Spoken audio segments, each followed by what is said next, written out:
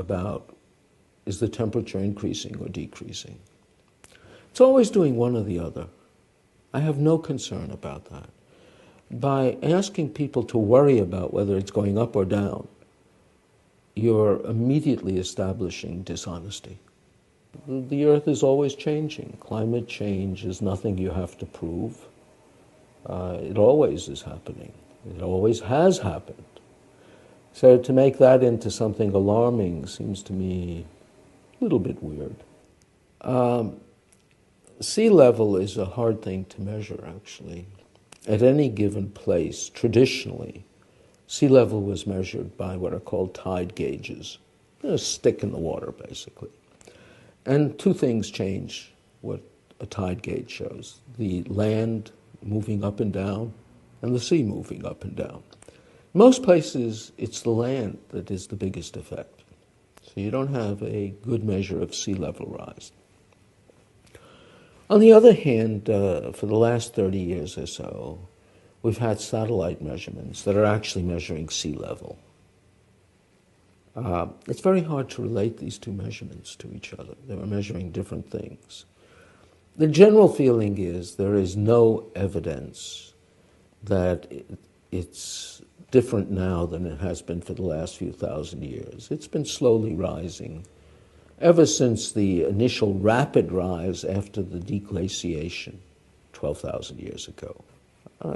The claim that we've suddenly seen a big change in that, given we've changed the instrumentation and given the error bars cover the difference, is not entirely fair.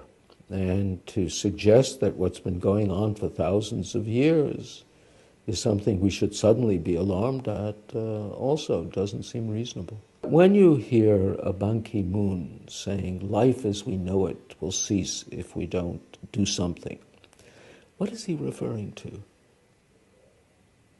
I don't know. I mean, man is adaptable. People retire to the Sun Belt, not to the Northwest Territory of Canada.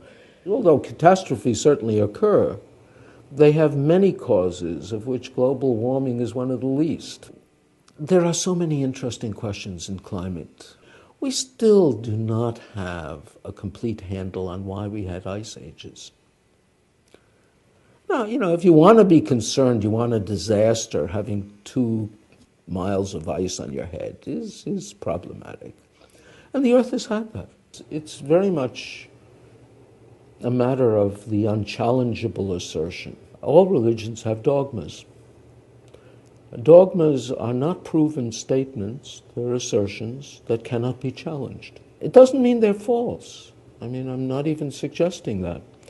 I'm simply suggesting that it's a bad idea to have anything that can't be challenged. And the trouble is, all of us scientists are government employees, even if we're working for private universities. All research is supported by the government. So as such, we're very sensitive to what politicians say and believe. Well, that's a shortcoming. You have to figure out how to fund science in a way that there are no incentives to artificially promoting things.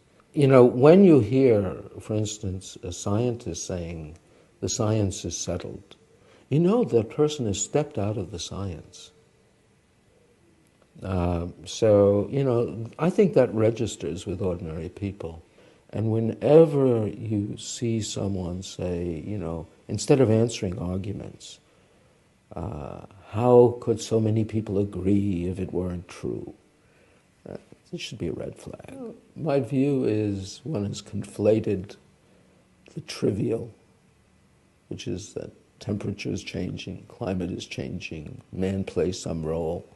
There's not much disagreement with predictions of disaster that are not connected clearly to warming or to our activities or to anything else, and leaving people with the thought that if the first part is true, the second part must be true.